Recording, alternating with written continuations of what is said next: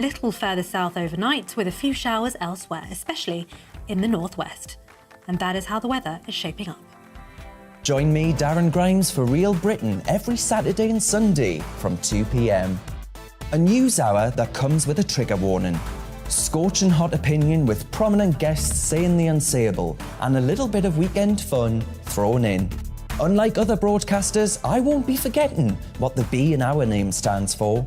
So howie in for Real Britain Saturday and Sunday from 2 p.m.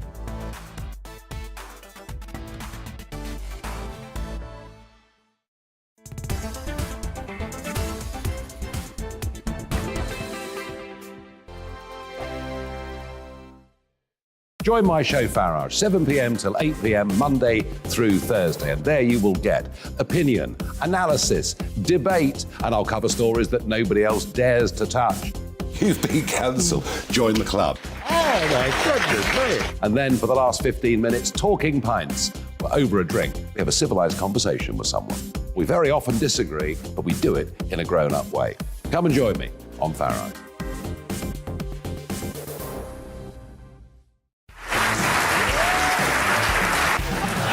My name is Andrew Doyle.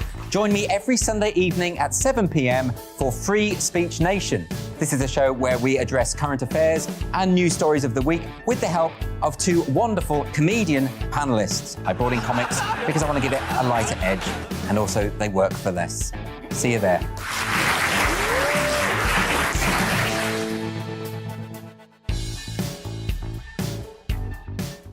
Hi there, it's Stephen and Anne. At breakfast from 6 a.m, you'll always be caught up with everything you need to know, the latest headlines, opinions and debates. We'll bring you the good news and the bad, but most of all, we're here for you. Remember, send in your views and let us know what you would like us to talk about. That's because we're your news channel. And every morning at 6 a.m, it's breakfast on GB News. I'm Dan Wootton. Join me Monday to Thursday from 9 to 11 for the feistiest and most fun news debate on TV, where free speech reigns. I'll bring you a sharp take on the day's biggest stories, bombshell newsmaker interviews, and A-list guests. And I guarantee you, no spin, no bias, no censorship, and no reason to go to bed. That's Dan Wootton Tonight, Monday to Thursdays from 9 on GB News.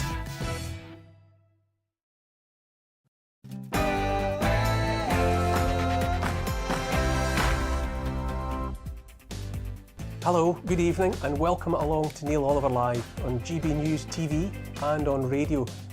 Tonight on the programme we have some important news regarding research into the use of vaccines in Israel. 1 in 6 adults reportedly suffer from depression, and we will discuss new findings which could have major implications for how we treat the condition.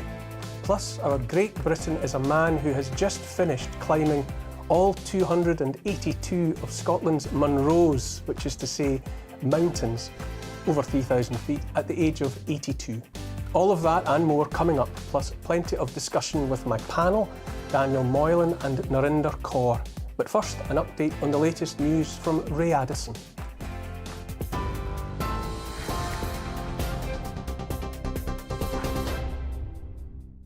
Thanks, Neil. Here's the latest from the GB Newsroom. The Transport Secretary has written to the RMT Secretary-General urging him to accept an offer of 8% pay rise for his members. Grant Shapps called it a fair offer and said the strikes were causing long-term damage to the rail sector. Travel disruption has continued on mainline trains today due to a nationwide strike by union members from 18 train companies. Only 20% of the UK rail network is currently running, with some parts of the country left with no service at all. P&O Ferries will not face criminal proceedings over its firing of hundreds of workers earlier this year. The firm sparked a backlash after it sacked almost 800 staff without notice in March, replacing them with agency workers. Business Secretary Kwasi Kwarteng asked the Insolvency Service to carry out an urgent inquiry into whether the law had been broken. A civil investigation is still ongoing. Dockers are due to strike at the port of Felixstowe, the UK's largest container shipping port, tomorrow. The industrial action is over workers' pay and will last 8 days. The Felixstowe Dock and Railway Company has offered workers a £500 lump sum on top of a 7% pay rise, but members of the Unite union rejected that offer.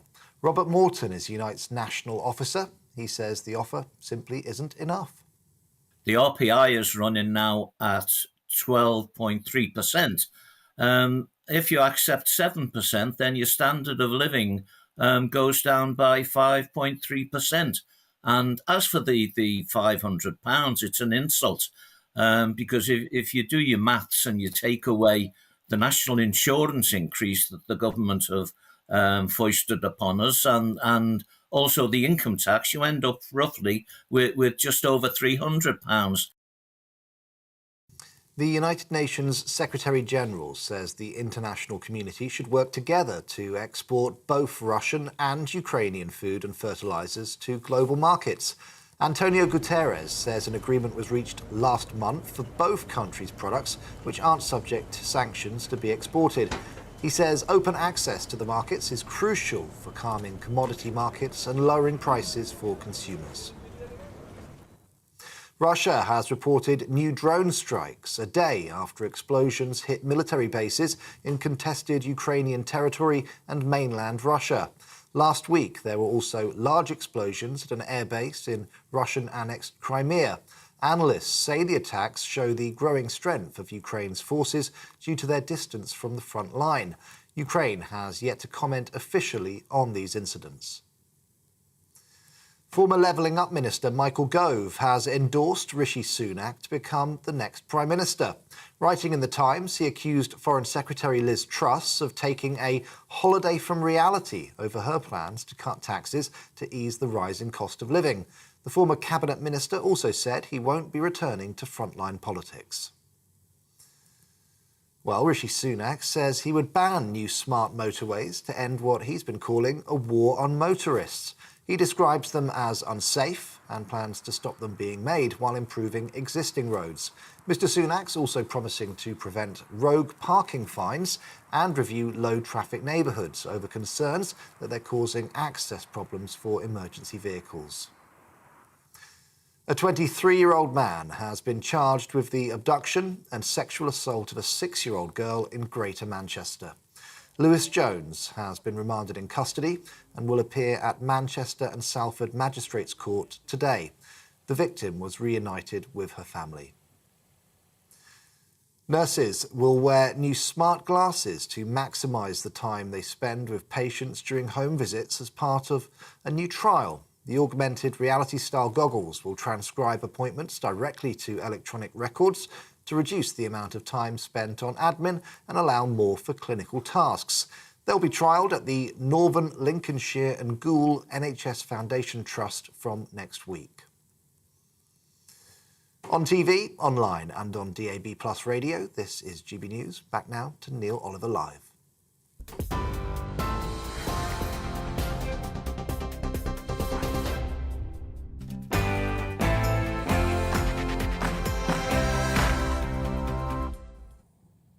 Thanks, Ray. If you owe the bank £20,000 and you've got no money, you've got a problem.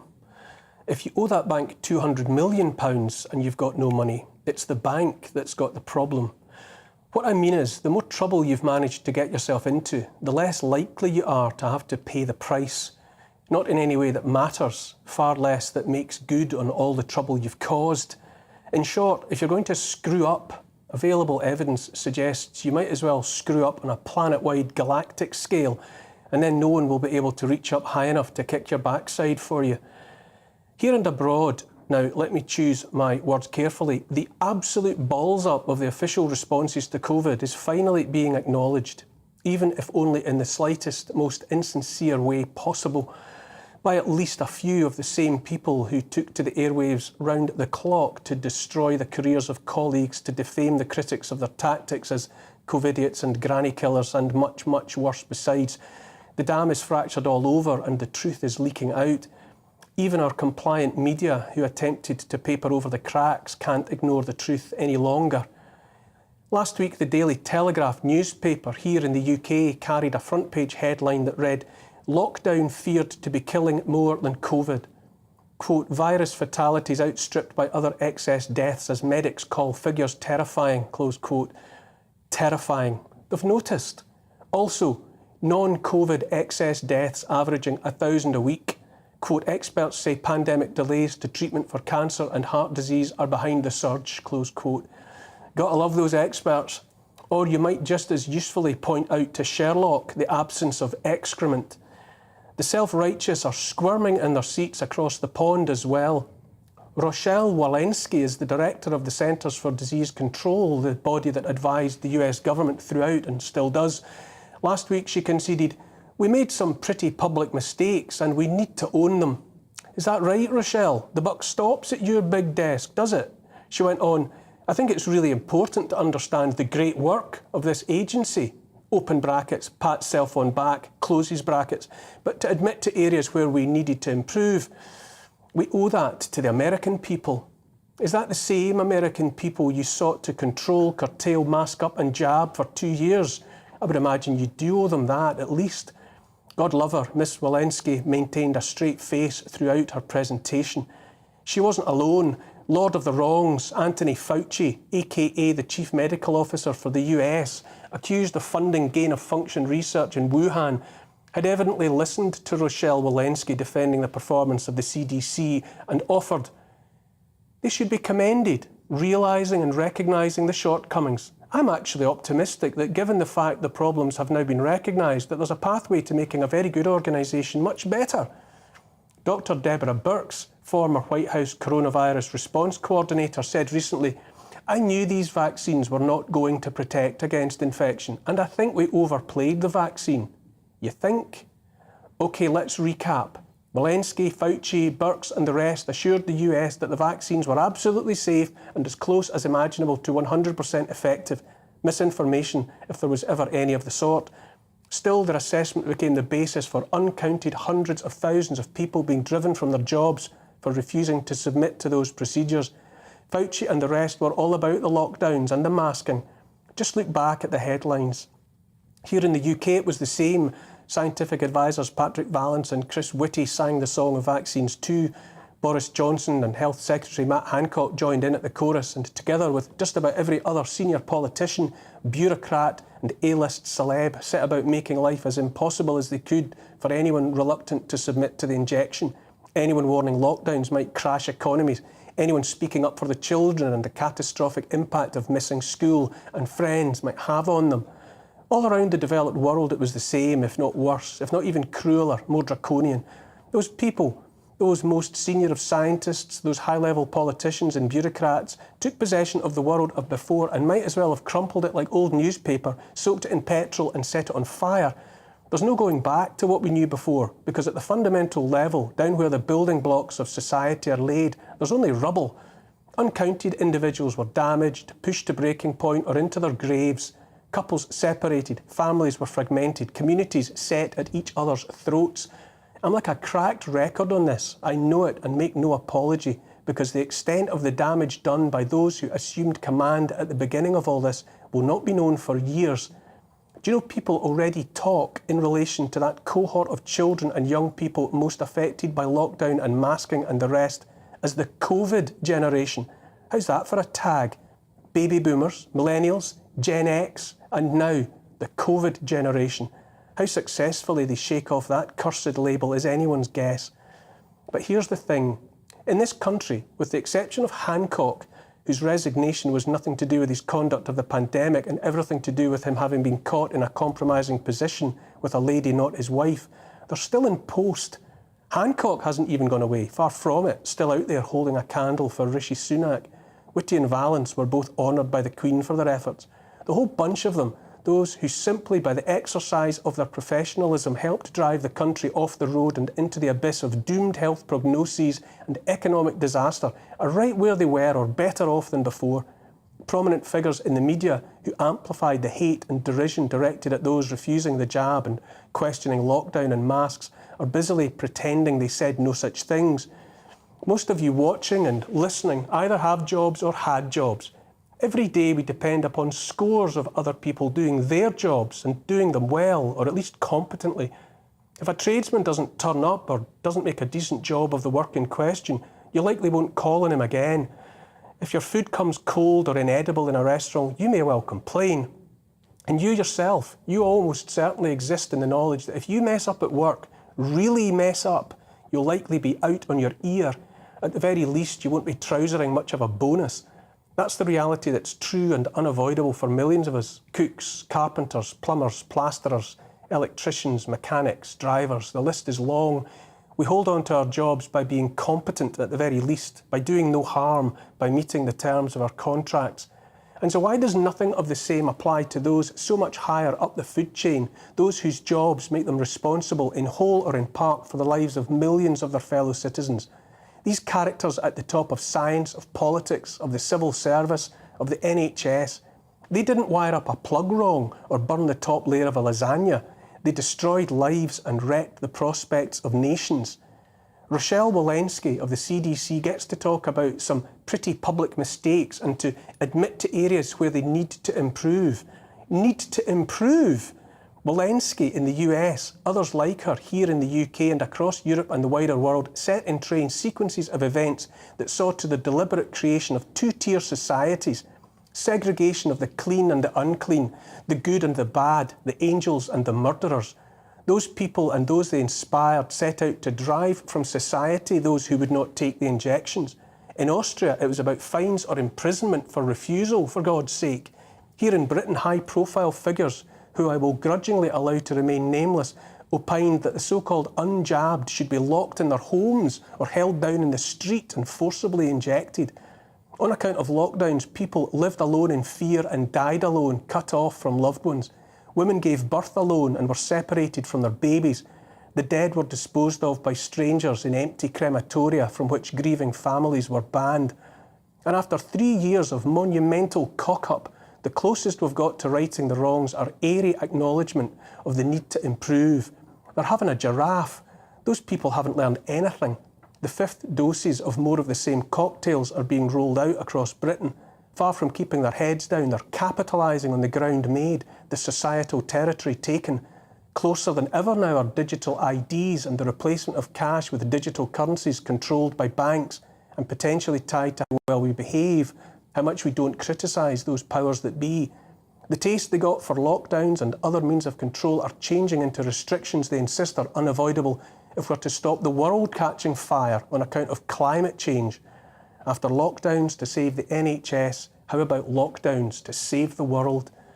Not only are they not sorry, they're emboldened to live out more of their fantasies, Net Zero, Agenda 2030.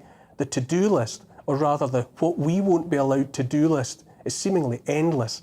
Still, the demonising of those who won't comply goes on.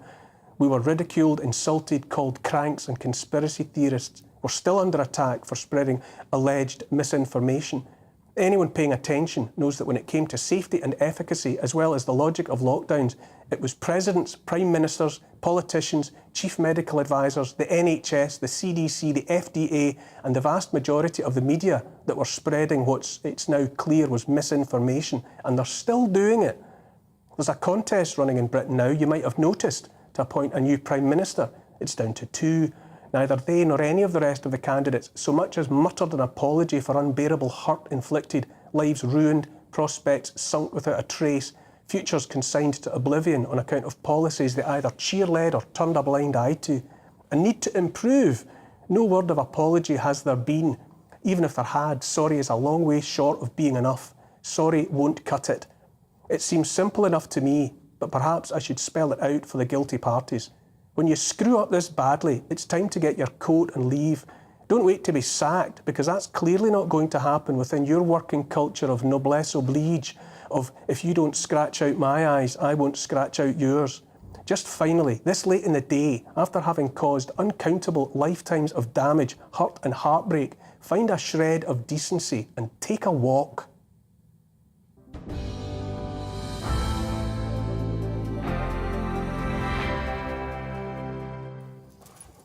All of that's my opinion, of course it is, and you're free to disagree. Keep your tweets and emails coming through the show. You can email gbviews@gbnews.uk. You can tweet me as well, @gbnews. and I'll try to get to your comments later in the show if time allows. OK, I'm joined tonight by broadcaster Narinder Kaur and Daniel Moylan, a former advisor to Boris Johnson. Welcome to you both. Thank you.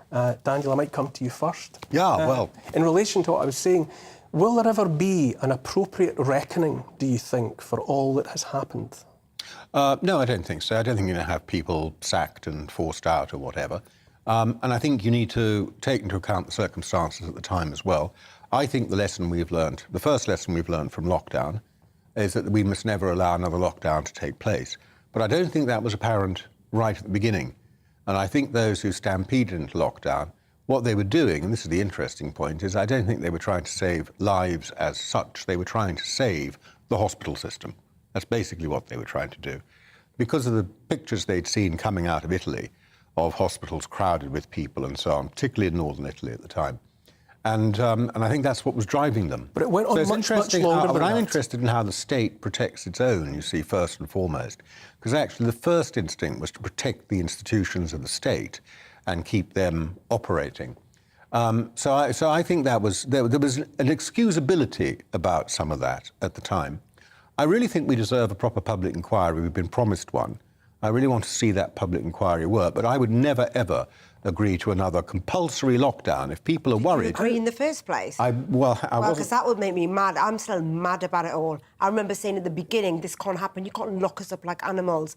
It can never happen again. It should never have happened in the first place. And those who I'll be open to the idea that in the initial maybe few days and weeks of uncertainty, it was allowable for people to be finding their feet.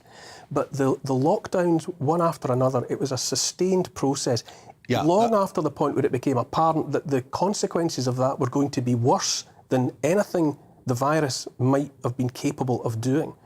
There was a religiosity about applying and maintaining those restrictions, lockdowns, masks, and the rest. There's also a question of looking at it from the politician's point of view. There's also a question of liability.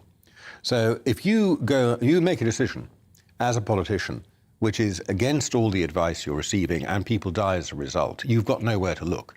So you've got to remember the context of the time was that all the respectable scientists were baying for more lockdown. And then you had another group, people in SAGE, and then you had another group, the sort of independent SAGE, who were out on the extreme, who were baying even harder. Are you saying there were no respectable scientists saying no to lockdown? Sorry, when I said all, I meant the ones inside the government tent, the ones who joined the government tent, the SAGE people and so on.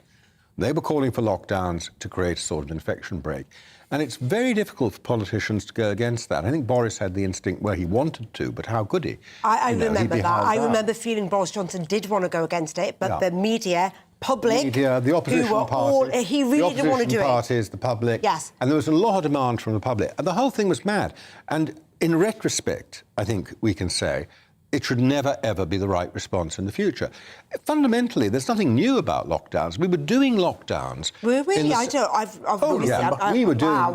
Europe had, by the 17th century, when the plague had been common in Europe for 300 years, by the end of the 17th century, they had the whole thing absolutely refined. They did lockdowns, they did people locked up in their homes. 17th century, this is 2020. But this is my point. We were using a 17th century mechanism and expecting it to work in the 21st century without any real refinement. And we imported it from the Chinese Communist Party anyway. Narinder, do you feel that there ought to be a reckoning, though? That the people who make that much of a mess, whether they were the road to hell is paved with good intentions. Oughtn't some of those people to step away on the understanding that they got it so wrong that it's time for other people? They won't ever do that. Even my friends and families who I fought with at the time, and even the first day of lockdown, I said, you can't accept this. How are you accepting this? And I lost friends. I argued with family members and everybody, and they didn't understand. They said I was a granny killer. I was this. You don't care about anyone. You're doing this. And I said, this isn't normal to lock people away. There won't be a reckoning. Of course it won't. People will just bury their heads and go into something new and bring a new scaremongering in. So no, I don't think there'll ever be a reckoning, and there's no point in asking for one. The damage is done. Going to have to move on because a break is upon us. Thanks for that, Narinder. Thank you for that, Daniel. After that break, research into the use of vaccines in Israel has produced some findings that could have major implications. Two experts will be here to talk us through them.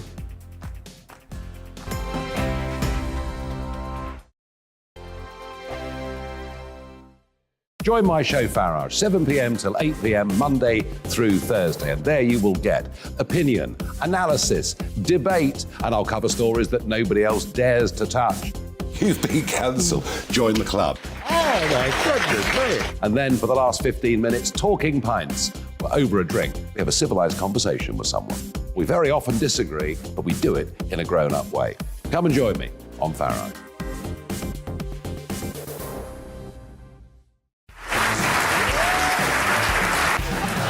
My name is Andrew Doyle. Join me every Sunday evening at 7 p.m. for Free Speech Nation.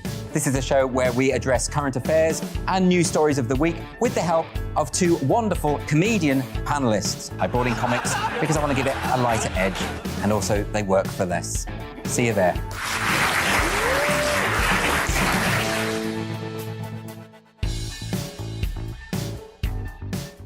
Hi there, it's Stephen and Anne.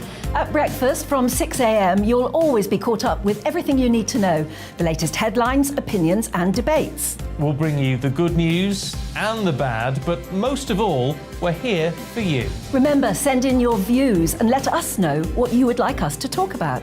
That's because we're your news channel. And every morning at 6 a.m, it's breakfast on GB News. I'm Dan Wootton. Join me Monday to Thursday from 9 to 11 for the feistiest and most fun news debate on TV, where free speech reigns. I'll bring you a sharp take on the day's biggest stories, bombshell newsmaker interviews, and A-list guests. And I guarantee you, no spin, no bias, no censorship, and no reason to go to bed. That's Dan Wootton Tonight, Monday to Thursdays from 9 on GB News.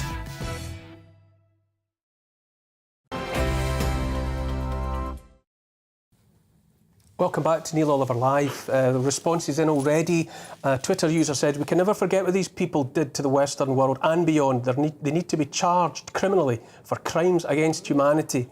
Pat on email says, "I'm sick of this blame game. The government were advised by medical folk they had not seen this virus before, and left to labour would have been locked down for longer."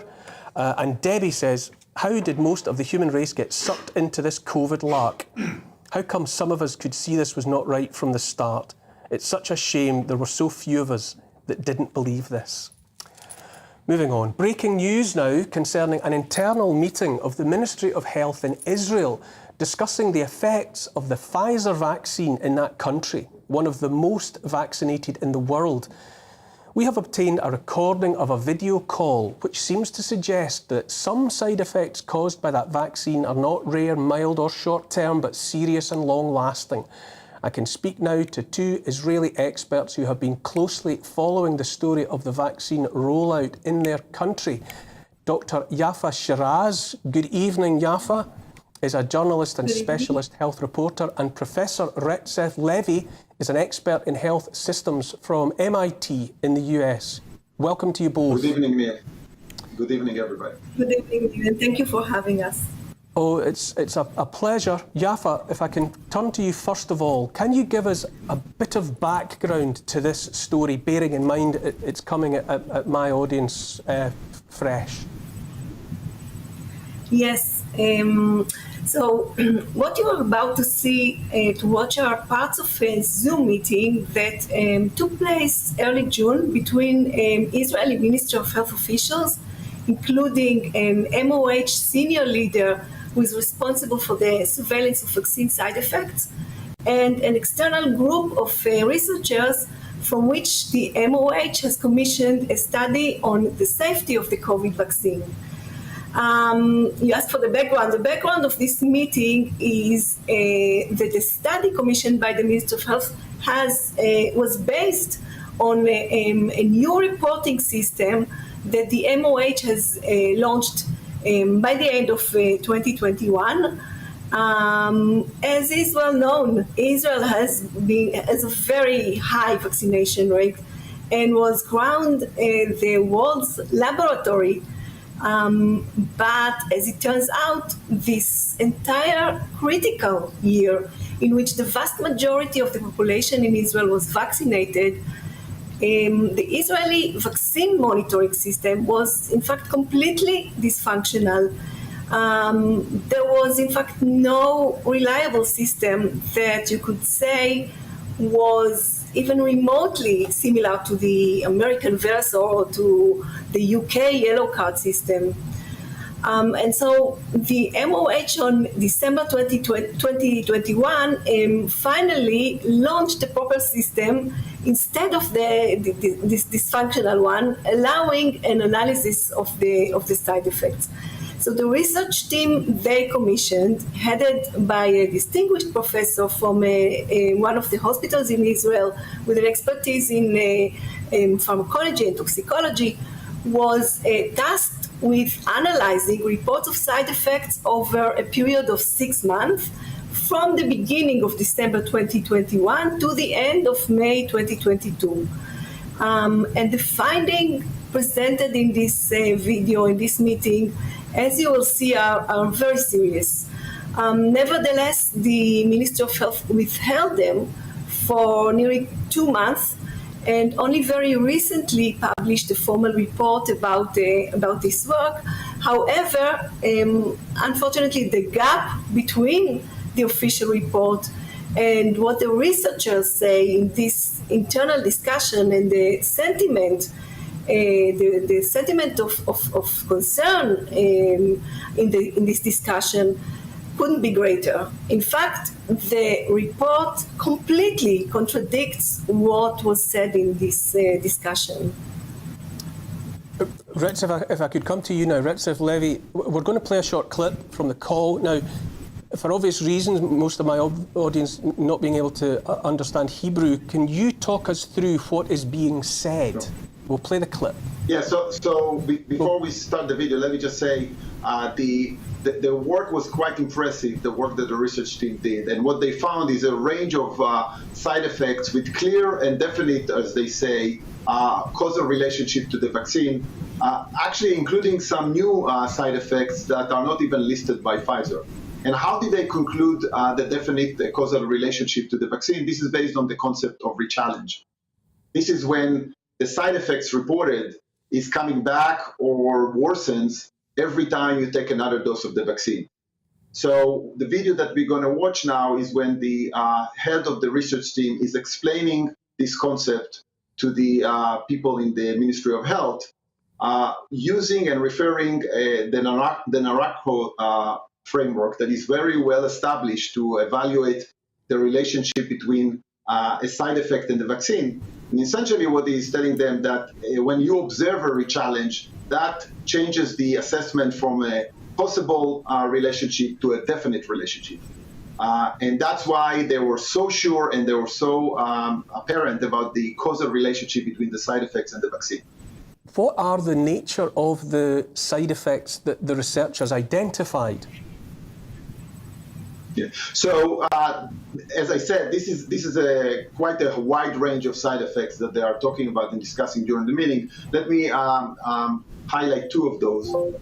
So the first one is about the menstrual irregularities. As you know, once the vaccine campaign started, many women reported about menses irregularities. And like many cases during the last year, the immediate response was very dismissive and basically the response was, okay, this is just a temporal coincidence. When these reports persisted, the narrative changed a little bit and people were willing to acknowledge that maybe there's a possible relationship to the vaccine, but the phenomena is short-term. What the finding of this research team were very, very clear about, that the side effects are definitely caused by the vaccine because of the rechallenge phenomena, and they also last for weeks, months, over a year, and sometimes still ongoing at the time of the report was given to the Ministry of Health. The neurological side effects is even more interesting. The form that the electronic form that the Ministry of Health created to allow patients to report had two parts. One of them was a closed form part where you were actively asked about specific side effects, and that form didn't even include neurological symptoms. At the same time, or nevertheless, when they analyzed the free text part of the form, where patients were allowed to report whatever they wanted to, they observed and they got many, many reports of neurological side effects. Again, some that are not listed currently by Pfizer as side effects of the vaccine. And again, based on the rechallenge phenomena, they could see both a definite causal relationship with the vaccine and, again, long-term side effects that lasted weeks, months, and sometimes over a year. What is the consequence on those side effects of repeated vaccination? Obviously, people were receiving one, then a second, a third, a fourth, a fifth. What happens as a result of repetition? Well, this is very concerning. And in fact, irrespective of this study, I think we already see some indications that there is also increased toxicity. The more boosters you take, you see more side effects, and you see, again, side effects coming back. In fact, that caused the research team to be very, very concerned about the impact. And at some point, and we can see that in the next video, the head of the research team is talking about the liability, the legal liability of the findings. And essentially what he's saying is that the narrative that the Ministry of Health in Israel and many other health authorities around the world was, go get the vaccine because the side effects are short-term, rare and short-term. And now what it turns out that the situation and the reality is not as the narrative was promoting, and the side effects are long-term and serious, and basically saying you have to think very, very carefully about how you communicate this to the public, because you may open yourself to legal lawsuits and liability issues because what you promoted is in fact not the reality and what we see in the reports. I think, Ritza, if we can play that second clip, if you want to just reiterate what you were saying there about a researcher. I think what you're saying is worrying about the legal implications of not being more honest. Yeah, I think that the narrative was, again, the narrative of the Ministry of Health and other health authorities around the world was, go get the vaccines because even if there are side effects, they are rare and short-term. And in fact, what he's talking about now is about the legal implications of the findings that it turns out that some, in fact, many of the side effects are long-term, and that can open up the issue of legal liability because the vaccine was promoted in a way that is not representing the real risks of that people took. Ritza, we've lost the connection to Yafa at the moment, so I'll continue with you, if that's all right. Sure. I sense a note of urgency about it. I can only presume that vaccination is still going on in Israel, and the researchers and people like yourself are concerned that this new information ought to have a bearing on that ongoing project. Yeah, and I think you're right. In fact, what is more concerning is the response of the Ministry of Health to this report, to this very concerning report. In fact, during the meeting, some of the team members of the research team are talking about their conscience bothering them, and they are very concerned about the findings. But that's, in fact, of this fact, the Ministry of Health, knowing about this information early June this year, this was not shared with the committee of experts that advised the Ministry of Health very recently to allow vaccination of the 6-month to 4-year-old babies, and also allowed going forward with the booster program. And when the Ministry of Health reported to the public, as Yafa mentioned, the narrative was, again, nothing new. Everything is safe. We learn nothing from this report. And to make things worse, the reported rates of the different side effects were manipulated to be presented as very low, basically by taking the number of reports and dividing them by the total number of doses that were given in Israel since the beginning of the vaccination campaign, early 2021. Basically ignoring the fact that most of the vaccine doses were given when the system on which this report is based on didn't even exist. So in all likelihood, you are likely to only get very small fraction of the real side effects and the real reports. But also, it turns out that not all the HMOs in Israel, the system in Israel, the health system in Israel is based on 4 large HMOs. Only one of them reported. So the fact of the matter is that the findings that this research team is reporting about relate only to 15% of the population in Israel. Nevertheless, the Ministry of Health held back all of this information and presented to the public in Israel a very misleading picture of the findings. And I think that unfortunately, this is not something unique to Israel. This is something we have observed in other countries where transparency and honesty about the issues with the vaccine are not communicated appropriately. And I think the consequences are really harmful. It's a very eye-opening bit of information that you've brought to us, Ritzef Levy. Thank you very much for that. I'm sorry that we lost Yafa Shiraz earlier in our attempt to have a three-headed conversation, but that's clearly information that needs to be more fully investigated as the days and weeks go on. I'm obliged to point out that the Pfizer vaccine is one of 3 COVID vaccines that are licensed for use in the UK and are currently available. By all means, go to the NHS website if you wish, where you will find the following statement: the coronavirus vaccines are safe and effective. They give you the best protection against COVID-19, it says there. After the break, 1 in 6 adults in the UK reportedly suffer from depression, and the way we treat it could be about to change. Dr. John Campbell will be here to tell us more.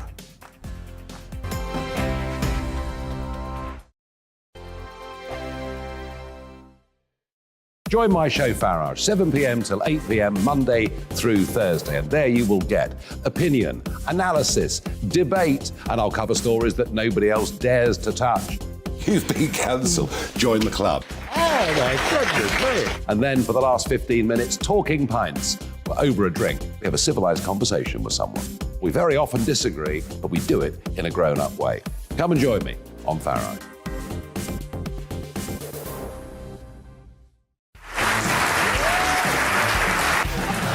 My name is Andrew Doyle. Join me every Sunday evening at 7 p.m. for Free Speech Nation. This is a show where we address current affairs and news stories of the week with the help of 2 wonderful comedian panellists. I brought in comics because I want to give it a lighter edge, and also they work for less. See you there.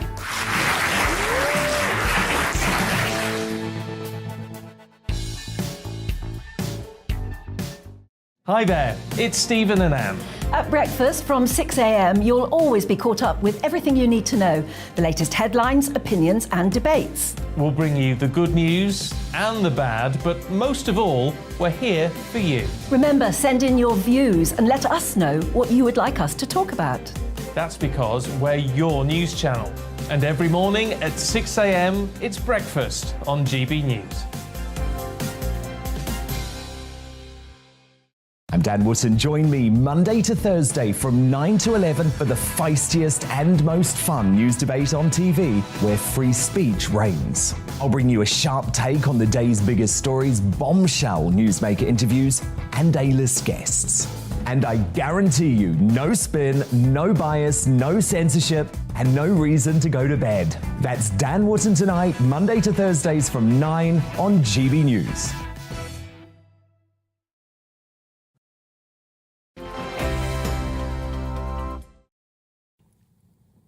Welcome back to Neil Oliver Live. Depression is a fact of life for many people. According to government figures, around 1 in 6 people takes antidepressants. For decades, the medical profession has understood depression to be caused by a chemical imbalance in the brain, specifically relating to levels of serotonin. Research published last month, however, concluded there was no evidence to support chemical imbalance as the cause, and called into question what prescribed antidepressants actually do. Joining me now to discuss this finding and its implications is Dr. John Campbell, a retired nurse, nurse trainer and academic, better known to millions around the world though for his online videos about health and health care. Good evening, Dr. John.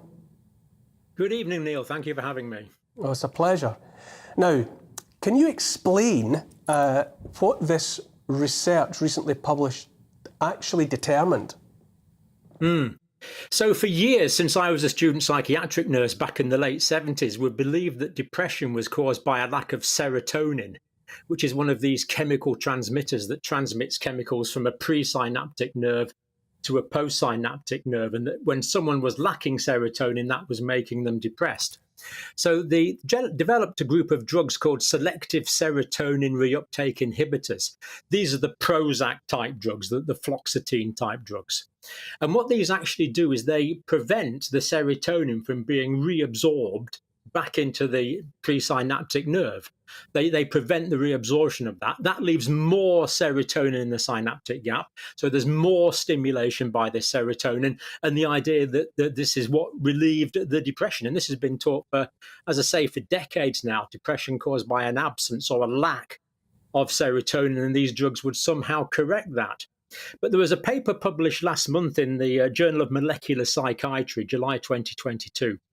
And what it did really, it put together ideas that have been developing for about the past 10 years now, because there's quite a few things about this serotonin deficiency syndrome and causing depression that really didn't make sense. And they put together several lines of scientific evidence. And basically, they've concluded, as a summation really of the work that's been going on for the past 10 years, that in depression, there is actually not a deficiency of serotonin.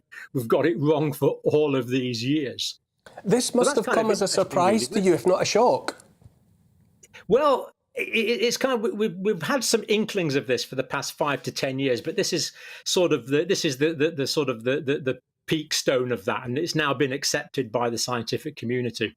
So it was a surprise, but of course that leaves open how are these selective serotonin reuptake inhibitor antidepressants working, because there is evidence that they do work. I mean, I'm quite happy to admit that I've taken them myself in a couple of phases of my life, and they have been beneficial. And I've seen them working many times in maybe 1,000 patients, as well as trial evidence that they do work to a degree. So if they're not affecting the serotonin, how the heck are these things working? And the Journal of Molecular Psychiatry concluded that we basically haven't got a clue. So they do seem to be doing something. It might be to do with division of nerve cells in the deeper parts of the brain, but however they're working, it's not related to the serotonin, because the serotonin lack is not correlated with the depression. Kind of adds to the fascinating nature of the human mind, actually, and what we don't understand about it. Are we into the territory of placebo and nocebo there? Is it the brain, is it the person understanding that this medicine ought to make them feel better, and so they do? These are massively important effects, Neil, as you rightly say. The placebo effect, meaning you get a beneficial effect if you believe it's going to. And the nocebo effect is also frighteningly real. This is how witch doctors work. They put a curse on you, and if you believe that, then it actually makes you sick, this nocebo effect. But it's actually more than that. I actually did a video on this last week, and about 1,000 people commented on that, saying, well, these things just work by placebo. But there are actually some placebo-controlled trials which show that the Prozac-type drugs, the selective serotonin reuptake inhibitors, actually do work better than placebo. And there's other things that indicate that it's not entirely placebo. For example, when you start taking these, very often they make you feel worse for a week or two before they make you feel better.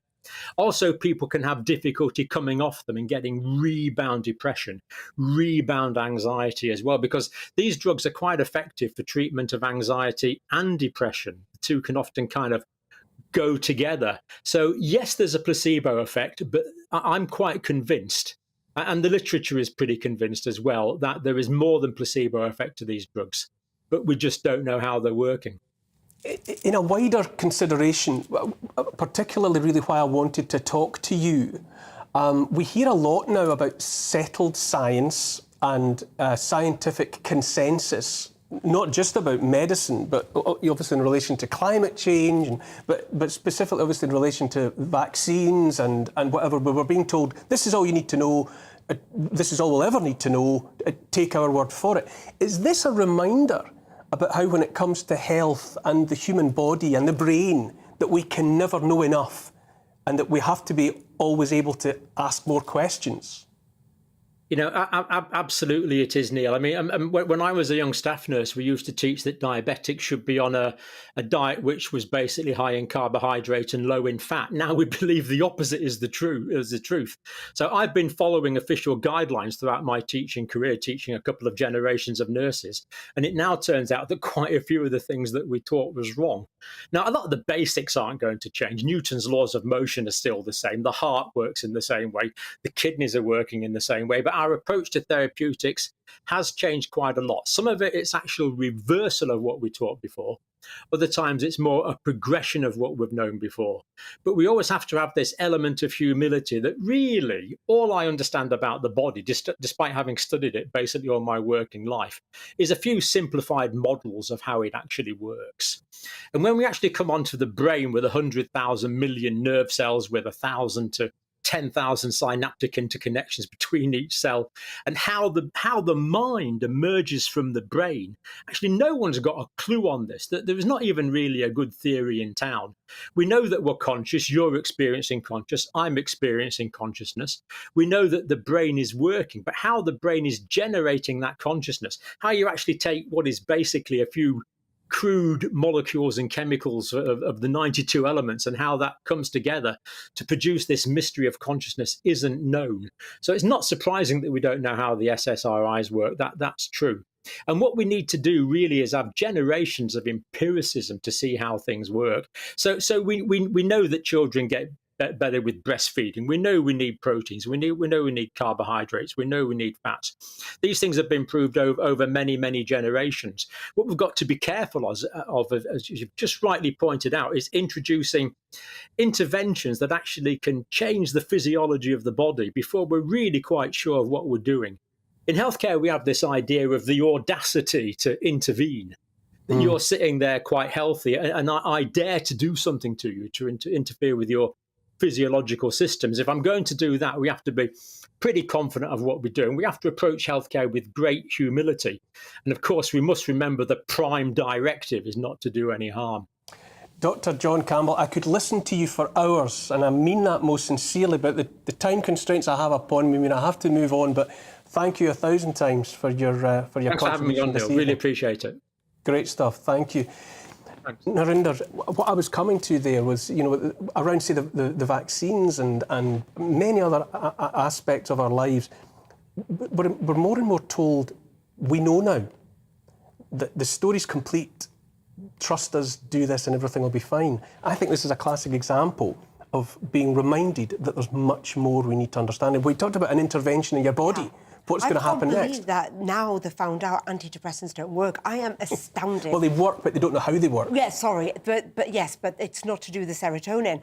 I have been on antidepressants twice in my life, and once when my mum passed away, and recently when my brother passed away. And actually, it didn't work. I remember thinking, I don't feel any. So the placebo effect, I think, well, how depressed were you really if that actually the placebo effect has meant you actually feel happier? I tell you what did work, and I would love to know the doctor's opinion on this. So I've recently gone on HRT. That lifts your mood. I don't know what's in HRT, but that lifts your mood much better than antidepressants. But 1 in 6 people are on antidepressants, and we don't know how it works. That's astounding. Daniela, as a reminder, is it not, that when it comes to intervening with our bodies on a global scale, you have to be pretty damn sure you know what the short, medium and long-term consequences of that are going to be? Yeah, I think it's bigger with mental health, because it's not just that we move about in the modern science in the way that a good doctor described. But we actually take totally different approaches. I mean, the first half of the 20th century, mental health issues were regarded as psychoanalytical. We had the theories of Freud, we had the theories of Jung, and these people had huge cultural significance in what happened to society in the 50s, in the 60s in particular, and so on. Nowadays, nobody would send you. I mean, if you want to pay for it, you can have a psychoanalyst, but nobody on the NHS will give you psychoanalysis, because we've moved off into a drugs-based approach, intervening directly and physically in the way in which the brain operates. And then there's the question of diagnosis. You can go to different clinicians and and this is well documented, I'm not making this up in any sense, and you will, with mental health issues, and you'll get different diagnoses from them, because the boundaries the diagnostic boundaries are not clear. This wouldn't happen normally with your physical body. You know, they'd say this is your problem with your leg, or this is a problem here, or it's your heart, or it's your liver. But here the diagnosis is not even clear. So we move about, and then to discover that one of the principal drugs we've been using, although it's effective, we still actually now don't know why it's effective or how it is actually working. I think humility is the right response, but also questioning how it is that so many people the medical profession feels comfortable taking these steps. Absolutely. I tend generally to hold to the diktat that nobody here knows nothing. But Neil, is so that what much you're more to learn. saying, that considering we're taking COVID vaccinations, actually we didn't even know what antidepressants were doing? There's always more questions to ask, and the freedom to ask them is paramount. After the break, we'll be talking to our Great Britain. This week, I'm delighted to be welcoming Nick Gardner, who at the age of 82 has climbed all 282 mountains, or specifically Munros, in Scotland.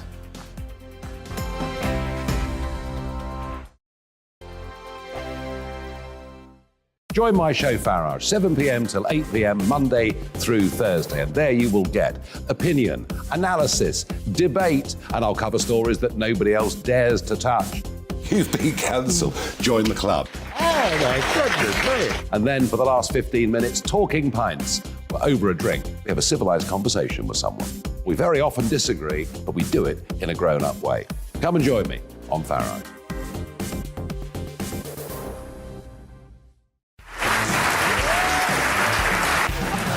My name is Andrew Doyle. Join me every Sunday evening at 7 p.m. for Free Speech Nation. This is a show where we address current affairs and news stories of the week with the help of two wonderful comedian panellists. I brought in comics because I want to give it a lighter edge, and also they work for less. See you there.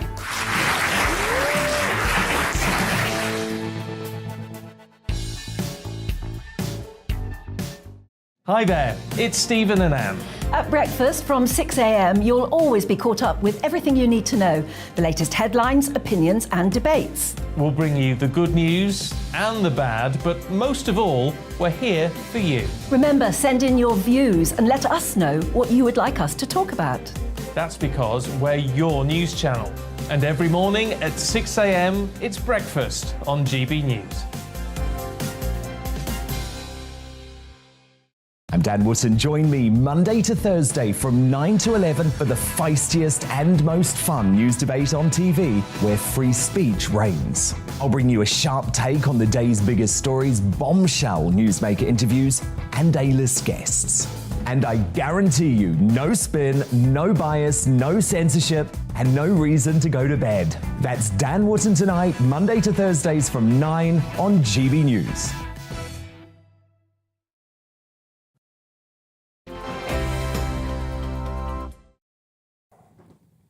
Welcome back to Neil Oliver Live.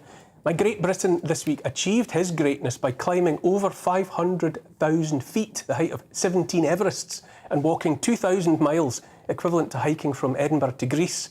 82-year-old Nick Gardner from Gairloch in the Scottish Highlands took up the pursuit known as Munro bagging, which is to say climbing all 282 mountains in Scotland taller than 3,000 feet and known as Munros just a couple of years ago.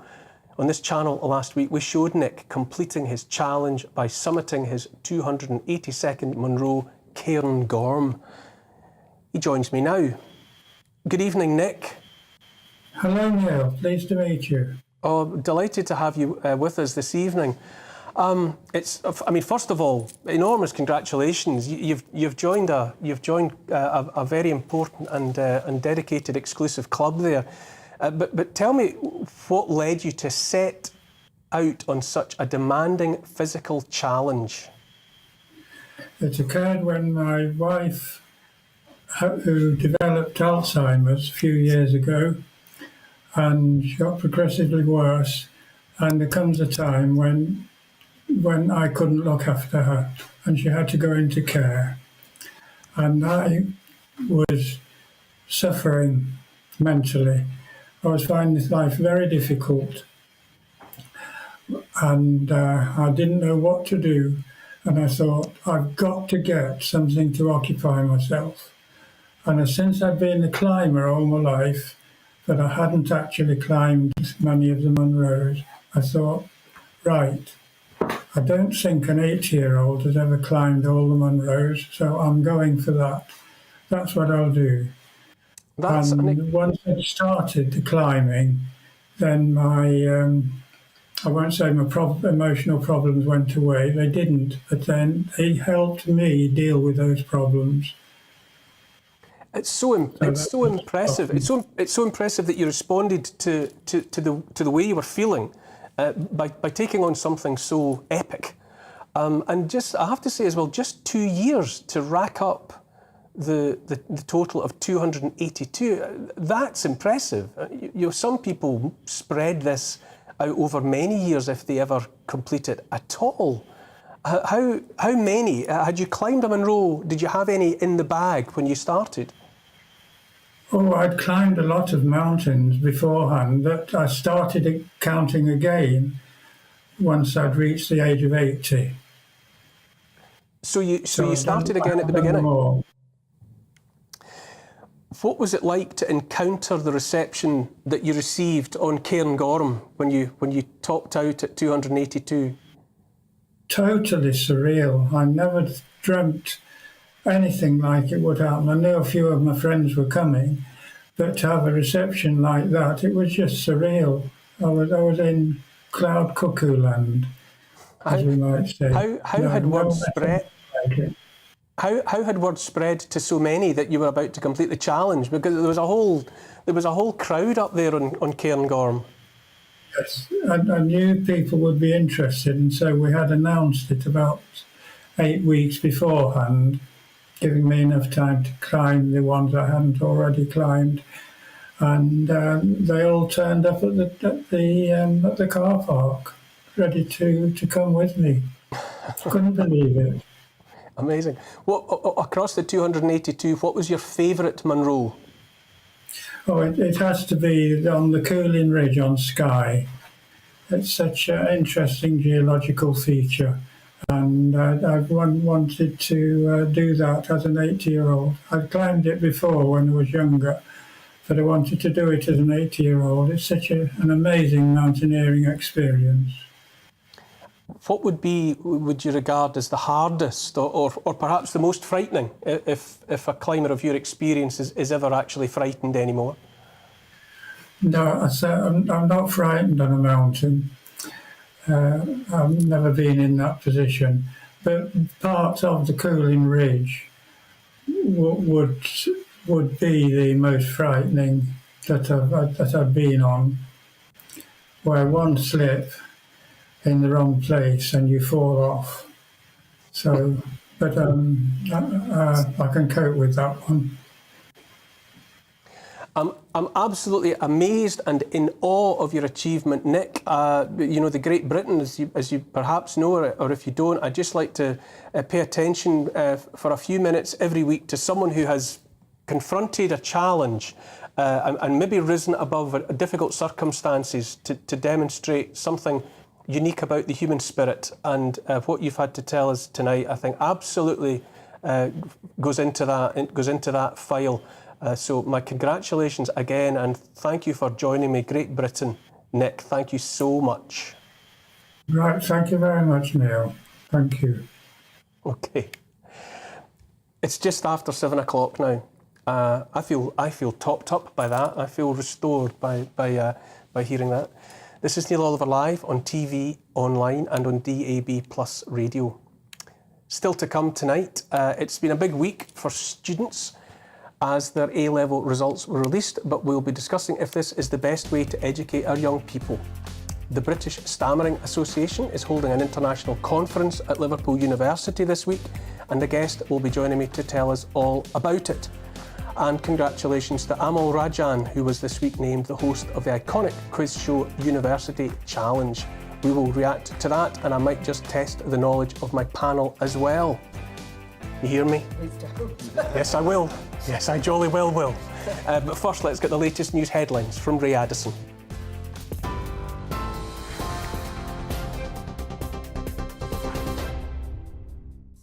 Thanks, Neil. Here's the latest from the GB newsroom.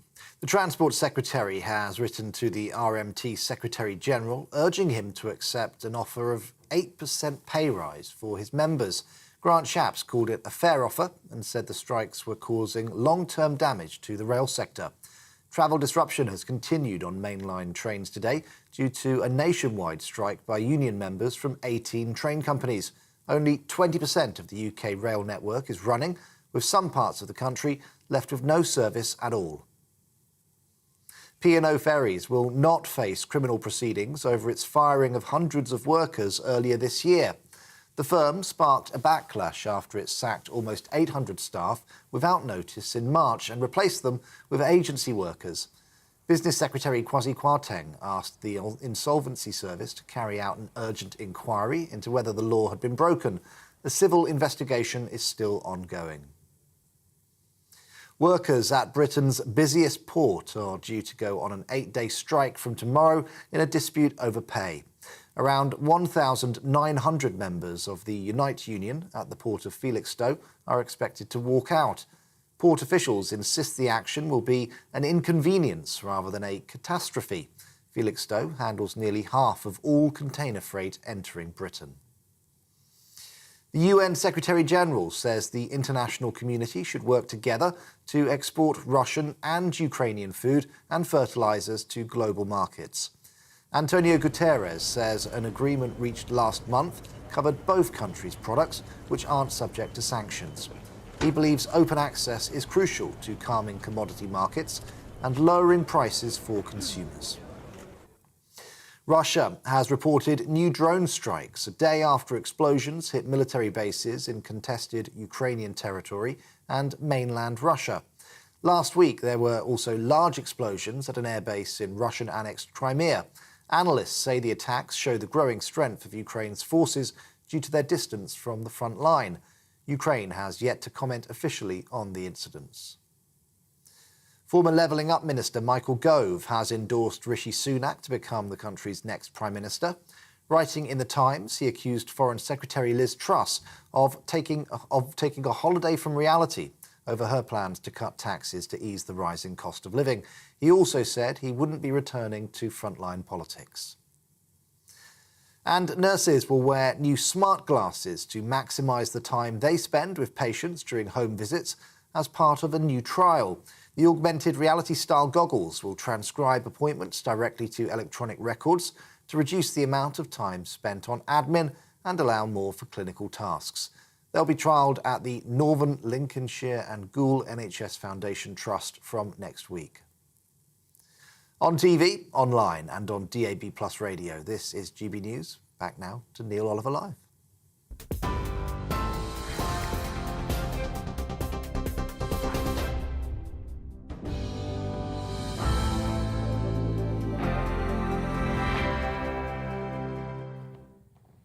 Welcome back there. Daniel, I sensed that Monroe bagging story captured your imagination somewhat. Well, when I heard Nick explain what it was that set him off, I think the question in my mind was, having decided to do it, how did you get started? Because in the state he described himself being in, understandably upset and down after his wife had to go into care, and you say to yourself, well, that's what I'm going to do. I've got to find something to do, and that's what I'm going to do. But then actually getting started on doing it it's almost the hardest part. And that was the part that most interested me. How did you then say, I'm going to get off my bum now and I'm actually going to go out and do it? I actually think that's the easiest part, having been in low moments in my life, because you need to get out of that situation and you think, I need to do something. And I think it follows on great from the depression talk, because he didn't go down, well, I don't know if he went down the antidepressant route, but he chose to do an activity. So maybe if we all just did a bit more exercise or did something. He said it helped him cope with the problems because he kept his mind busy. It's great what he did. I'm guessing he must have a great bum and legs. I'd love to do that just to get a great bum, because can you imagine all that climbing in your bum? I bet. Dan, there's a wonderful book, I don't know if you've encountered it, Into the Silence, by a Canadian anthropologist called Wade Davis, and it's about the attempt in the years after the First World War to conquer Everest. Right. and it details that effort. But it's men who were coming to terms with what they had experienced in the war. Yeah. They'd been shattered by their experience in the war, and I don't know if part of that might answer the question. They wanted to climb to get up and into the silence. They wanted up into the clean air, the untainted air, and they wanted to put literal distance between themselves and the war. Yeah. And trying to get to the top of the world. That makes sense. Made that possible? I don't know. Moving on though, scrolling through online videos about anything and everything has become a pastime bordering on obsession for millions. I can see Narinder nodding enthusiastically. I know I do. It's for millions of people, maybe billions of people. How often have you thought about watching just one clip and then emerged from the vortex of videos an hour later? My next guest has established himself as a phenomenon on the TikTok platform, with millions of followers ready to describe him as the man who knows something about everything, if not everything about everything. Aslan Pahari, a 24-year-old student based in Australia, is hopefully ready now to let us know his secret. But first, let's have a look at him in action. My friend, how on earth does a painting from the 16th century display dinosaurs? Well, my friend, the answer is actually very interesting. We are fortunate enough to live in an era where we have immediate access to images of literally any creature mankind knows of. But that wasn't really the case historically, was it?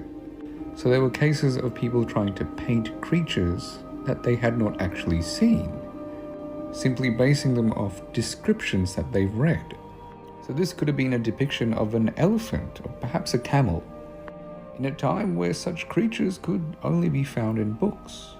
Similarly, here's another attempt at drawing a camel. Now, this attempt at drawing a camel ended up looking like a Pokemon. Isn't that interesting? Aslan, I hope you're there. Welcome to the programme, joining us from Sydney. So thanks for coming on at what is for you such an early hour. Yeah, it's a pleasure to be here. Hello, Neil. Hello. How did this start for you?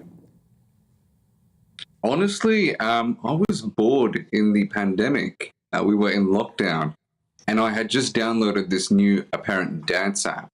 I started scrolling. I came across a variety of different dance videos, but then I started coming across videos about social issues, about discussions on history, and I thought to myself, well, I could probably do something like that. I made a little video about the partition of India in 1947 and Pakistan. A few people watched it, and from then I just continued. What is your main area of interest? You've become known as a polymath and someone who makes a contribution on all manner of subjects. But do you have a first love? I think my interests are more to do with anthropology. I like to know why humans around the world live the way that they do, why we all do the things that we do, and why we've kept traditions. So I think it's really based around anthropology, and I think history naturally ties into that. One of my guests here in the studio, Narinder Kaur, is nodding along with what you're saying. I was just wondering, Narinder, if you're clearly a TikTok supporter. Have you run across Aslan Oh, I wouldn't before? say, no, I hadn't, and I did have a look, and your stuff is great, I loved it, but I wouldn't say I'm a supporter. I need to come off it, I'm an addict. So when you go on TikTok, I always think, right, I'll go on at 9 o'clock, and I'll go on it for about 20 minutes. 3 hours later, and I'm still like this. It's like Pringles. Once you start, you can't stop. Yeah, but it's more like Aslan said. People know TikTok for dancing, and I'm glad it's got away from that, and we're now learning. And Aslan's material, you do learn. Aslan, you mentioned anthropology. I suspect archaeology and history are in there with your interests as well. Do you think it's... I often find that my interests... I've been a journalist, I was an archaeologist before that, and I've always said my interest is inspired really by nosiness about people. People yesterday, people today, and people 10,000 years ago. Are we on common ground? Absolutely. I think that ties into what I was saying earlier. I just want to know why people are the way that they are. How often do you record a new video? Every time I have a thought that I want to share, honestly, sometimes multiple times a day, sometimes once every 2 or 3 days.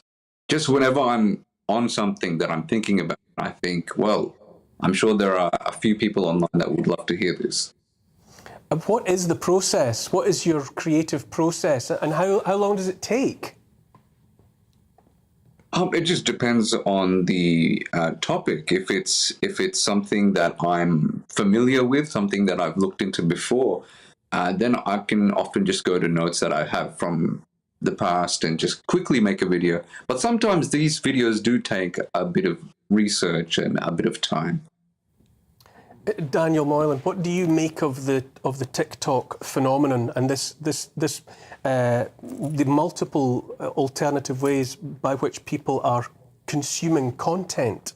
Well, that's what really interests me. And what interests me is that Aslan, for example, can get access to and is popular with and appeals to large numbers of people simply on his own efforts, whereas in the past he would have had to go through some sort of controlling intermediary, whether it was the people who allow you into broadcasting studios or the publishers who allow you to do books or whatever else, or the Hollywood studios or whatever, to get through. But now he can just stand there and reach out. And if he has an appeal, which clearly he does, if he has an appeal, people will come onto him. What I find slightly depressing, though, is listening to Narinda telling me that she can spend 3 hours in the morning. 3 hours? 3 hours just watching people, watching dance clips. I know, it's more of that kind of content. But I see. All right. I loved what you just said, though, because what I love about TikTok, Instagram, Facebook, the normal person, they don't need to go through a media outlet and, try and get their way in and this is their own content. They are famous. He's TikTok famous and it's fabulous. And he's creating his own content with no other help and doing it on his own. It's a great effort. Aslan, is that part of the appeal? Is it that freedom and being able just to look out at the universe and everything that surrounds it and deliver some content unedited other than by yourself? I definitely think that is part of the appeal, and I also think it's being able to create this content, having so much freedom content while interacting with your audience directly. Often I'm making videos straight after I'm being requested in the comment section or I'm being messaged about a certain topic. I can quickly make a video, and I think people do tend to appreciate that. It's fantastic. Aslan, one last question. What is the secret of your success? There's millions of people out there trying to generate content and it's being seen by next to nobody. You're attracting millions of followers and viewers. What's the magic? Honestly, part of me just doesn't know. I think I make videos about what I'm interested in. I share things that I genuinely have a passion for. And that's managed to attract audiences. And I am grateful. Still figuring out why everything is happening the way that it is, but I am grateful. Nice. Did you hear that question? Do you make a good living from this, Aslan? Do you actually make a living? Are you getting paid? If you don't mind me asking. Yeah, I do. There you go. Aslan, it's a fantastic, inspirational story. I'm absolutely fascinated by it and the potential of what you're describing. But thank you so much for being up so early in the morning and giving us so much to think about. Thank you once again. It is. You're right. It is that access that the new technology provides. It's definitely one of the most compelling attractions that you can, without having to go through any intermediaries or middle people, you can just have a thought and put it out. It's liberating, but it's also, in a sense, highly competitive because Aslan has appeal, but there'll be other people out there who'll be doing their stuff and they find they don't have an appeal. I thought what gave the secret of his appeal, actually, when he did his clip, not the interview, but the clip, was the little laugh at the end. I thought that really did it for me. I think he is known for You better keep off TikTok because you will get addicted, Daniel. That little giggle at the end, that little giggle at the end made me really think this is a great guy. Yeah, brilliant. Coming up after the break, because there's another one coming, in the week of A-level results, we will ask if the exam system and indeed the educational system is fit for purpose, and we will learn all about the upcoming International Stammering Conference.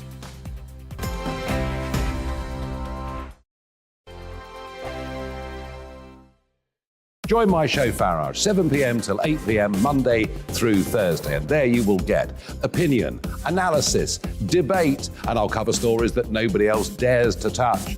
You've been cancelled. Join the club. Oh my goodness me! And then for the last 15 minutes, talking pints. We're over a drink. We have a civilised conversation with someone. We very often disagree, but we do it in a grown-up way. Come and join me on Farage.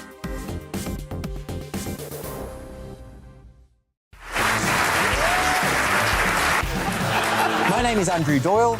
Join me every Sunday evening at 7 p.m. for Free Speech Nation. This is a show where we address current affairs and news stories of the week with the help of two wonderful comedian panellists. I brought in comics because I want to give it a lighter edge, and also they work for less. See you there.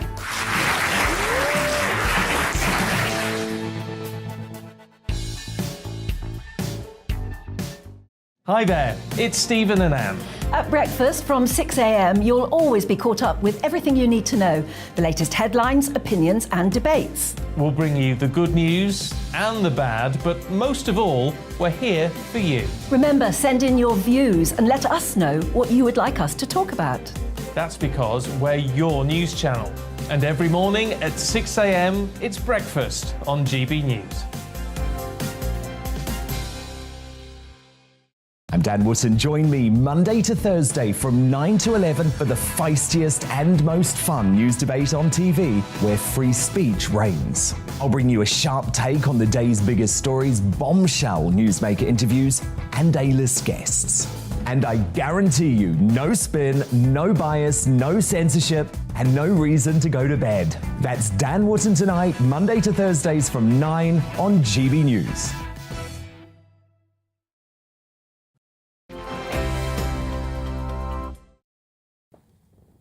Welcome back to Neil Oliver Live.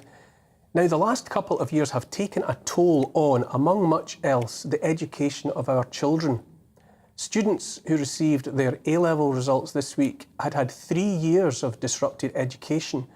Top grades were down this year, although results showed the gap between state and fee-paying schools had narrowed. Some education specialists are asking if the traditional teaching and exam systems in use throughout Great Britain are still fit for purpose. Among those asking those questions is my next guest, Rob Leach, Executive Head Teacher of My Online School. Hello, good evening, Rob. Thanks for joining me. Good evening, Neil. Good to be with you. Thank you. How big is the problem, would you say, with our long-established teaching and examining methods? Yeah, I think it's a really good question to ask now, as we've had the A-level results before the GCSEs, and it would be an F- from me in my class, Neil.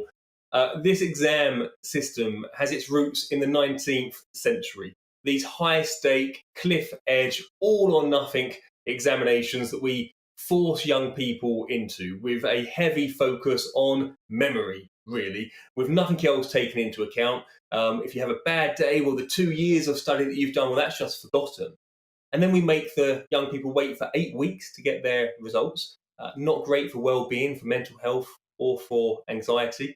Often, the marking of these exams in their traditional format can be quite inaccurate. The number of papers that are challenged and changed every year upon review is actually quite high. And of course, there are other causes and consequences too. So the number of universities that make offers to students based on their predicted grades, not their actual grades, and then throw everyone into this last-minute panic when the grades are published. Add on to that the question as to whether or not these qualifications are really equipping our young people with the skills that they need in the 21st century job market. And I think it's time to say that there should be a review. And you're concentrating there specifically on examination. What about the teaching that's the flip side of that coin? You're obviously part of a pioneering system of online learning. What would you say that has to offer in being an alternative? Why have you taken that path? Yes, it's a great question. All of my teaching career was in physical, traditional bricks and mortar schools. I was a senior leader and a head teacher in one as recently as during the pandemic and the lockdowns. But the move to online teaching for me, so I'm executive head teacher of my online school, and we have over 1,000 pupils across 80 countries around the world. We're a full-time online school from year 3 all the way through to year 13. And for so many pupils who otherwise wouldn't be accessing education, the way that we can harness technology now brings it to them in quite an immersive way, quite a flexible way. And it means that our young people actually get the opportunity not just to develop other skills such as digital literacy skills, massive for the 21st century, of course, but they also get to leave school with a global network of friends and peers having had exposure to all the cultures around the world, and perhaps they are better prepared for the 21st century. Are people coming to what you're offering because they're disenchanted with traditional methods, or are they people whose circumstances mean they can't go to bricks and mortar schools? It's a great question. We have a real mix. So around 50% of the students within our school are based in the UK, around 50% are international. Some of them are internationally mobile and they want consistency of education. Others may live around the world in quite remote locations where they don't have a good school on their doorstep. The same is true in the UK. Not everyone has a good or outstanding school just around the corner from us. It's a postcode lottery, largely. And so we have a whole mix. We also have students that have had a bad experience of traditional physical schools, where their individual needs aren't met, where the curriculum can be so narrowed, where traditional schools can fall into the trap of becoming these exam factories, which just focus on relentless memorization, teaching to the test, the tactics of trying to get through the exam and the technique preparation that goes into it. And all of that is a consequence of the system and the accountability system that is currently in place. So some do come to us because they want something actually that is much more about the holistic development of their child. Rob, one of my guests here one of my panellists here in the studio, Narinder, is nodding along while listening to you. Narinder, what is it that Rob's saying that's chiming with you? I think it's because I think that actually some children don't like to be at school. They do want to be at home, and it is difficult for them to go to school. There's a lot of travel involved, and I think it's great that you're offering this service. And actually, maybe it's more one-on-one instead of sitting in a classroom, 30 of the kids. And this way is, they're getting that one-on-one, that that personalised feeling, I suppose. But going on the A-levels, I just feel traumatized. I did mine over 30 years ago, and I still feel traumatized. And I agree with Rob. I don't think we should be doing away with A-levels and exams. It is that memory. And I still have reoccurring nightmares, still 35 years later, of revising for those A-levels. And I did dreadful because I wasn't good at exams. Why are we being judged on A-levels for the rest of our lives? It's unfair. Daniel, have exams had their day? Well, I was interested to hear. Rob was critical of the exams. But he didn't suggest what it was he was offering. And I don't know, are you using, in your school, are you training people for exams, or are you doing something else? Or have you got a clear idea of what you'd want to replace the exams with? Yeah, it's a great question. That's the next step of the argument, really. It's about harnessing the technology that we have. So artificial intelligence, something that actually has been around in its early form since the 1950s, and yet sometimes sounds scary to educationalists. Artificial intelligence, which takes away some of the teacher bias that might creep into assessment-led approaches in schools. It is a great way forward. We're using that, beginning to augmented reality, virtual reality. I was in a classroom the other day, in a demo classroom, with a virtual reality headset on. And the lesson was about World War I trenches. And rather than just listening to someone talk to you about the trench system, rather than just look at a textbook, it was a fully immersive experience in the headset that you were actually in the trenches as well. And that's the sort of technology that in terms of teaching and learning could be really powerful. But in terms of assessment as well, we've got really sophisticated e-portfolios where students would be able to, in a really rigorous and robust way, upload their progress over a 2-year course. So it's not that high stakes, cliff edge, sweaty gym in the middle of summer environment that we can all remember doing our exams in. But actually, if you have a bad day, you've evidenced your work over the course of the 2-year qualification. These things are... Yeah, but how does, if you assess, I hear what you're saying, and it sounds a very interesting way to assess an ongoing assessment of people, but how do you make that slot into the after-school reality that the kids have to face? if they aren't able to go to an employer or a further education establishment with a list of exam passes? Yeah, so at the moment we do provide our students in GCSE and A-level with GCSE and A-level examinations because there are no alternatives. But we do offer that within our school. I think what we're saying, though, is we try through our teaching and learning to make sure we fill the gaps that we think are left by the traditional exam system. And the system, as an overall system, needs to now reflect on whether or not to adapt and adjust and bring in some of these alternative methods to make them more mainstream.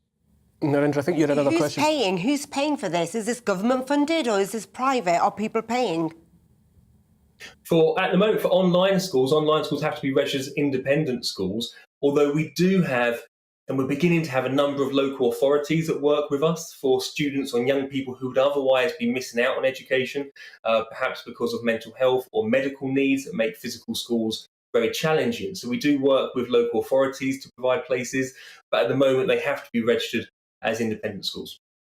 It's endlessly interesting to me as a parent, apart from anything else, and obviously having been through the school system myself, that we're still putting children in the 21st century through the same schedule that kids went through 100, 150 years ago. Start at 5, finish your schooling by the time you're 17 or 18, and if you're going to go to university, be finished by the time you're 21. I wonder why we can't stretch it out, allow children to start later if they're too young at 5, and break it up and spread education out over what are, after all, supposed to be longer lives.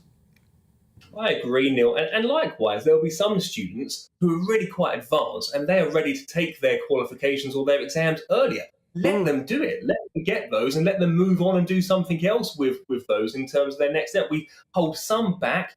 Others we don't have the ability to make a more personalised pathway for, so we cram them into this one-size-fits-all approach. And then we say, well, actually, if someone's not succeeding in that, it must be because they're not clever enough, or they're not working hard enough, or they're naughty.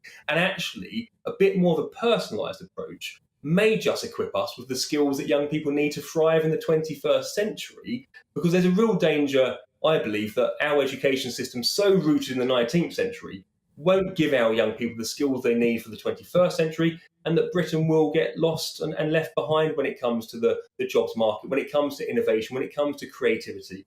All of those things seem to be secondary in our education system, and there are other countries around the world who are quite rightly prioritising them. A timely and mind-expanding point of view. Thanks very much, Rob Leach, Executive Head of My Online School. It's a conversation that we could keep going, but we'll have to let you go just now. Daniel, do you agree with me that it does seem strange, and with Rob, that we're still perpetuating a system that is rooted in centuries past? Well, I don't think your characterisation of it was entirely right. Remember, 60 years ago, people would start school at the age of 5. That was mandatory. They could leave school at the age of 15. The school leaving age only rose above 15, and I think in the course of the 1960s or the 70s, I can't remember which. It's not such a big change, 15 to 16. Sorry? It's not such a big change. No, but effectively, since the Blair government, it's mandatory now to 18 because you're required to be in work, in school or in training up to the age of 18. Also remember, before the age of 5, you stayed with your mother. Now we have kindergartens and preschools, and basically people start going into socialised education from the age of 2, 3, and so on. So we have expanded it hugely, and what we haven't allowed is for people to operate on the sort of shorter timescales that Rob was talking about, where they can do things earlier. We've also imposed, and this was a conservative thing from the 1980s, we've also imposed a national curriculum which never existed. So we've got bureaucrats and others who are invested, whose jobs are invested in fiddling about with the details of this national curriculum, which everybody has to follow.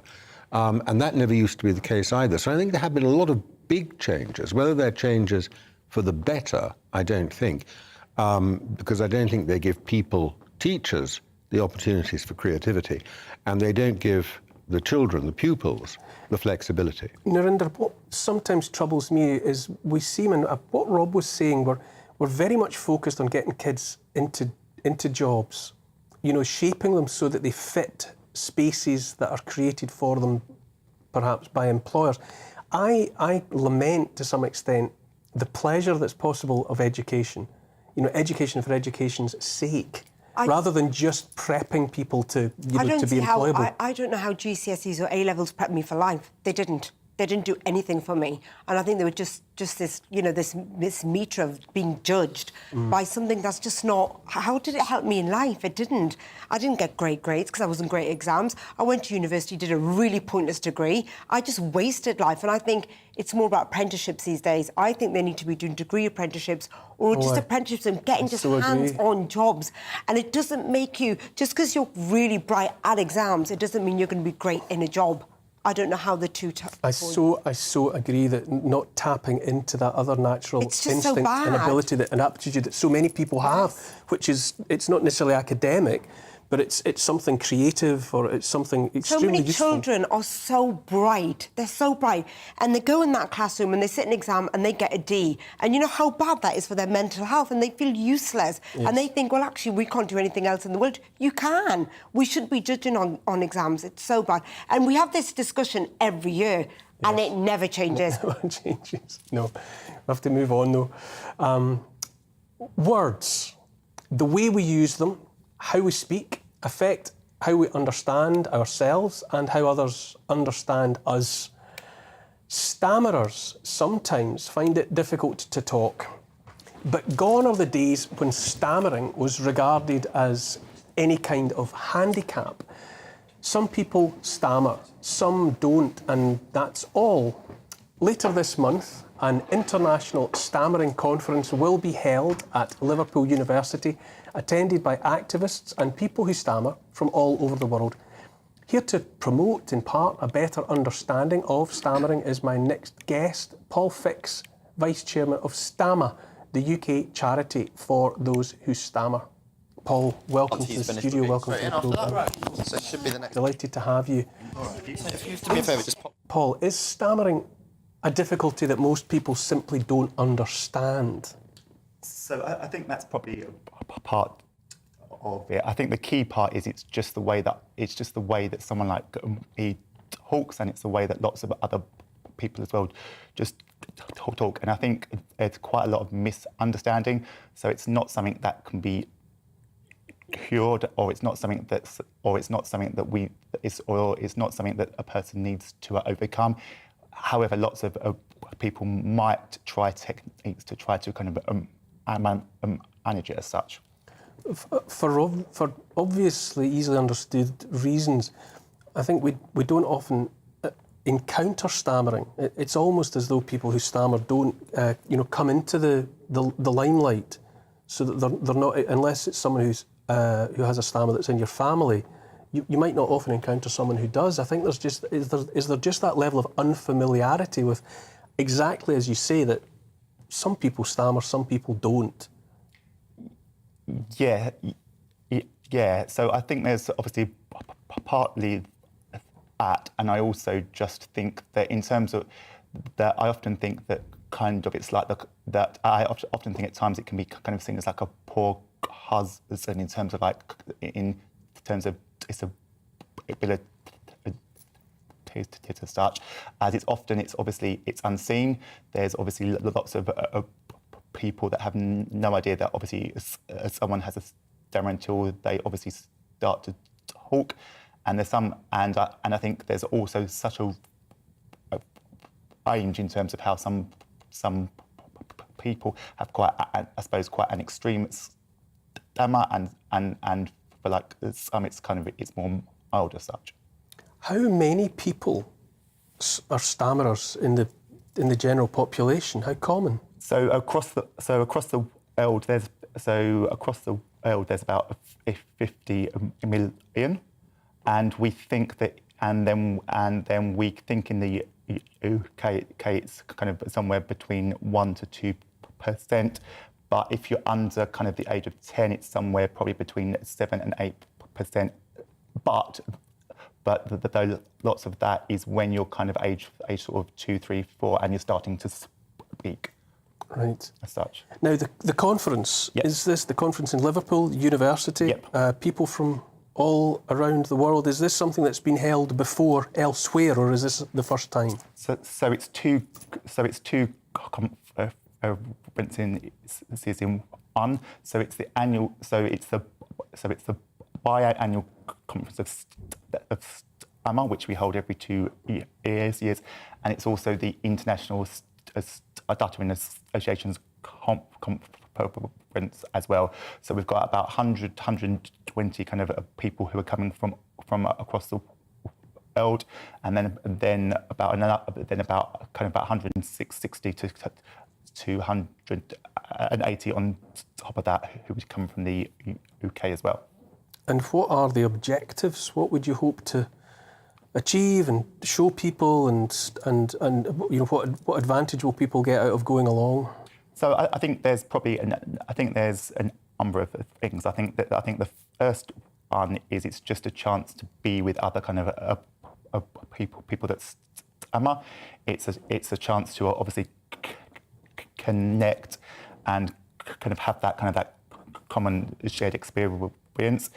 There's a chance to take part in kind of a number of sessions and workshops, and they can range from anything such as kind of stammering in art. It could be about kind of a top tips into how to apply for a job, or it could just be around kind of support or kind of research and understanding. Narinder, stammering is largely it's very unrepresented in, say, the public eye, isn't it? I can't get over that. We live in a society where we're accepting men as women as men, and all this, that and the other. But yet people who stammer, we're not hearing from you enough. And I think this is a great thing. I was literally, you answered the question about what's it like to try and get a job? And how hard is it? And this is fabulous that you're doing this, but what are the tools out there to help people with the stammer? So I think that's hard in terms of the second part. So I think in terms of the tools, I think it depends on the individual. And so kind of some of us might kind of choose to seek like a therapy, but I also think there's a whole kind of, I suppose, concept that in actual fact it is just the way that I talk. And so why should I actually change the way that I... Yes, let's normalise it. This should be normalised. Yes, I completely agree. And then I think in terms of jobs, I think that's an interesting point, as I think there's the conversation about if it's something that someone might want to put on a CV or their application, or is it something that someone might want to disclose at the point of view as such, or actually should it just be something that we don't actually have to have a conversation about, as it's just the way that I talk? It is that's such a vital point. You know, we're conditioned to think that something like stammering would be something that ought to be cured, when in fact I actually thought you could cure it. But you just accept it as the way the next person talks. And we should. And why isn't it? Do you find that people don't accept it? Have you found it challenging that people don't accept this? So I think it can be challenging at times. There are obviously techniques that can assist in terms of if you kind of someone that obviously wants to attempt to manage it. 100%, it can't be cured. I think there's also just the small kind of things that people just as well like take for granted. So in actual fact, it can at times be quite hard for me to say my name, or if I have to make a call to make an appointment, it can just sometimes be that bit kind of, I suppose, just a bit more kind of tougher. What about dating? I think you've got lots of girls after you. So I am happily married, but it's... Oh, you're married? No dating. I am, and so I would say that... I'm married as well. So I would say that's a conversation that we can't have. But I think the same kind of concept applies. It's just about actually at what point is it right to, I suppose, have the conversation about it, or is it actually not a conversation that we should have to... You shouldn't have to say yes. Yeah. Daniel, we simply don't. It is an underrepresented group, isn't it? We don't hear from, and we're not familiar enough in the general circulation with people who stammer. Well, I don't know. The first boss I had in my first serious job that I worked for had a stammer, and he was a great man, and he went off onto the top of his profession. So you do come across it. I don't think it's entirely hidden. I think it's great that people are able to come together for self-help purposes and mutual support. And it's great that they can develop, because they've come together, they can start to develop organisations, structures and things like that that actually make life easier for them and much more positive about how they engage. Because obviously we're talking about, an element of speech. We're not talking about these people don't do anything, go to the top of the world. Absolutely. And so on. So, but it's just a matter of an element of speech which is different in some ways and can be inhibiting. Just one last question. Do you face discrimination? Do you feel that people with stammers face discrimination? I think as a collective, the answer would be yes. I think that's partly. Dreadful. I think that's partly in terms of because it's not well understood, and I also think there's the misconception that just as I must have had some kind of a traumatic something at some point in time, but again, that is not the case. So this is the lingering effect of Freudian theories, which we were discussing earlier, and how they'd gone completely out. Big effect on society, totally trashed by the medical profession, but still overhanging. These misconceptions that because you might have a stammer. It's great to have you, Paul. Best luck with the conference, and we'll hear how that goes. Hopefully, at some future date. Okay. Definitely have you back to hear more about this. Fascinating. Okay. After the break, University Challenge has a new host, just its third in 60 years. We'll discuss that and test the general knowledge of my panel.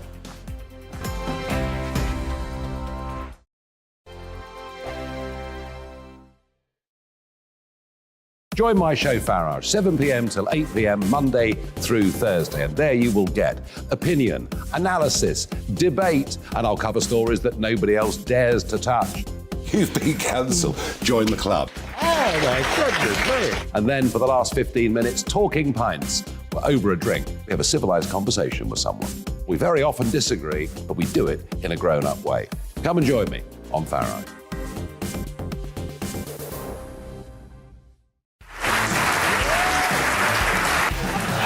My name is Andrew Doyle. Join me every Sunday evening at 7 p.m. for Free Speech Nation. This is a show where we address current affairs and news stories of the week with the help of two wonderful comedian panellists. I brought in comics because I want to give it a lighter edge, and also they work for less. See you there.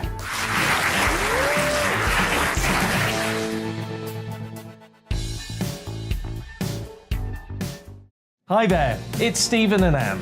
At breakfast from 6 a.m, you'll always be caught up with everything you need to know, the latest headlines, opinions and debates. We'll bring you the good news and the bad, but most of all, we're here for you. Remember, send in your views and let us know what you would like us to talk about. That's because we're your news channel. And every morning at 6 a.m, it's breakfast on GBNews. I'm Dan Wootton. Join me Monday to Thursday from 9 to 11 for the feistiest and most fun news debate on TV, where free speech reigns. I'll bring you a sharp take on the day's biggest stories, bombshell newsmaker interviews, and A-list guests. And I guarantee you, no spin, no bias, no censorship, and no reason to go to bed. That's Dan Wootton Tonight, Monday to Thursdays from 9 on GB News.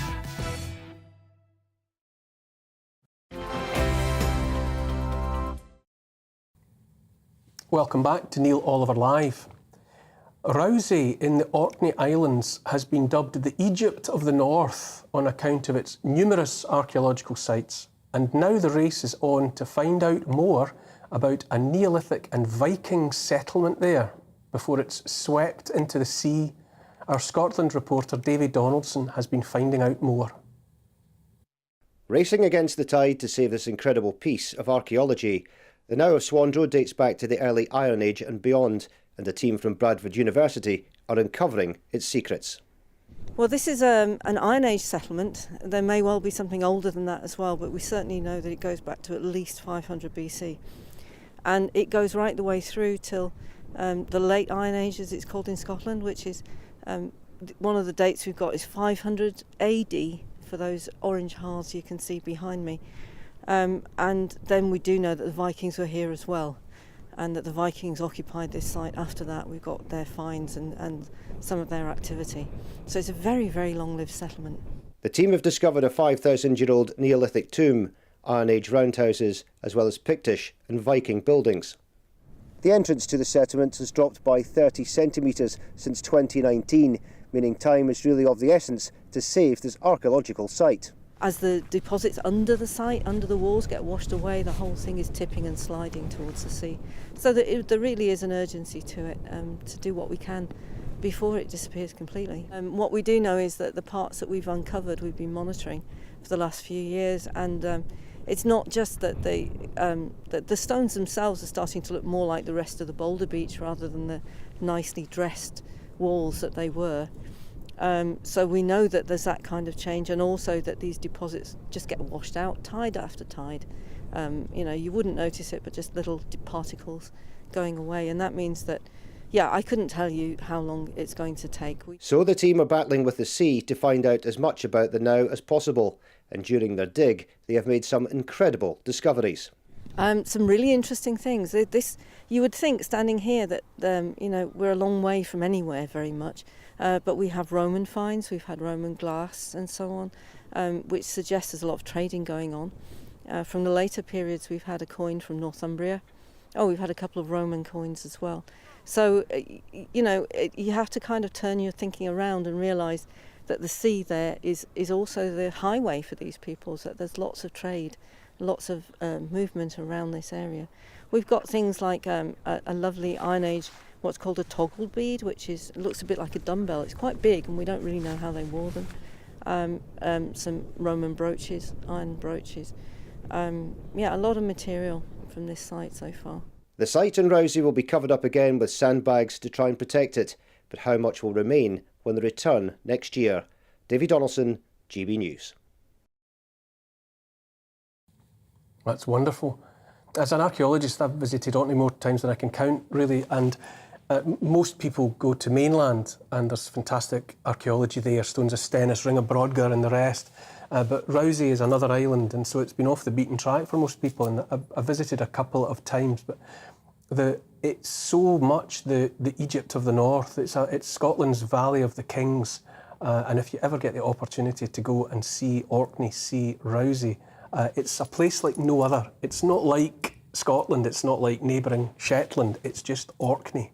It has an atmosphere that's Orcadian, as in entirely of itself, and it's one of the wonders of the world. Anyway, before I get any more nostalgic, after 60 years of making most of us feel as thick as two short planks, the daddy of all quiz shows is about to welcome just its third ever host. Old-fashioned intellectual Bamber Gascoigne occupied the quizmaster seat from the first episode in 1962 until 1987. Even more intimidating in a way was broadcaster Jeremy Paxman, who's had the role from 1994, but he's soon to retire after being diagnosed last year with Parkinson's disease. It will be up to journalist and broadcaster Amal Rajan, host of Radio 4's Today programme, to fill those considerable shoes as he takes control of the show next autumn. Here with me now, to see just how clever any of us might think we are, is Ethan Croft, writer of Londoner's Diary at the Evening Standard. Good evening, Ethan. Good evening, Neil. Are you a fan of the show? I am, University Challenge. As you can tell by the specs. What do you think is its appeal? Because after all, for most of us, it's a quiz that we can't hardly take part in because the questions are so demanding traditionally. Well, I suppose it's essentially a sort of replica of a university tutorial in a way. But if you mess up, you don't lose any marks. It's just a fun way to play along with people who actually do the hard thinking in the universities. Why do you think it's had so few hosts? It's quite something that a show that's been running for 60 years with a break, nonetheless has up until now had only 2 hosts. cushy job, I think. Well, you get to ask all of the questions and also know the answers. So it must be quite fun, I imagine, to sit in that chair. You can tell Paxman really enjoyed lording it over them. And do you think that Amal will do a good job? Because by any stretch of the imagination, he has to step into 2 sets of fairly significant shoes. Yeah. I mean, there's been a lot of writing this week since it was announced about how, Jeremy Paxman and Bamber Gascoigne was so Donish in their approach, and that maybe Amal Rajan, because he's a bit young and a bit hip and dresses down and cracks jokes, might not quite fit the mould. But in many ways, I think he's probably more like a modern Don that you might find in a university today. I mean, in the Daily Mail yesterday, they were writing about some articles that he produced a few years ago, and he was slightly anti-monarchist in his views and had a few left-leaning, opinions. So in many ways, he might be like an average university on today. Narinda, are you a watcher of University Challenge? Sometimes, and I can't even understand the questions. But going back to Amal, do you think it's because he's brown and this is what people are upset about? Because I can't see why they're so upset that this Rajan is the new host. I think it's more the fact that his career has been so meteoric. He worked as a researcher on a Channel 5 opinion show about 15 years ago, and now he's the biggest guy at the BBC. And so people are saying it's just ticking boxes, diversity, and that's why they've got him on. But actually, he's qualified. Do you think he's qualified? Well, I mean, I think he seems like an extremely smart guy. I don't think you probably get that far without having something about you. He's... Is he spreading himself too thin? Well, I actually... Because he's doing a lot of other stuff. I spoke to an insider the other day who sort of knows him and knows the way this process works, and he said, at the BBC, Amal was media editor but didn't do much media editing. I mean, it wasn't really a job that seemed to demand too much from him. He did a great turn on the media show, which is a radio programme. But, he's doing the Today programme in the morning, and then I suppose what do you do for the rest of the day if you're an ambitious person? Wow, and he just got up there. Daniel, how well do you score on a typical episode of University Challenge? Can you hold your head up high? I've managed to avoid watching it quite a lot over the last few years. I reckon Daniel would be very good. Caught up with the fact that my old mucker Jeremy Paxman was doing it. I thought it was still Bamber, although I think actually... know that. Bamber died, didn't he, quite recently, actually. Bamber Gascoigne died. I watch it, when I watch it, with admiration, and I always feel sorry for the guys who don't lose, because what tends to happen, I don't know why it is, maybe it's a scoring system, is that once you pull ahead, you start pulling ahead dramatically. And so I always feel sorry for the poor guys ending up with sort of, 40 points as they wander off. Speaking of hard questions, I can run a few past you. No, that from Narinda. So fingers on buzzers. Let's test these. A few genuine University Challenge questions. Good God. Okay, are you ready now? Fingers on buzzers. Which Shakespeare play features the line, "All that glisters is not gold"? Macbeth. No, Narinda. Bottom of the class. Any more takers? All that glisters is not gold. No.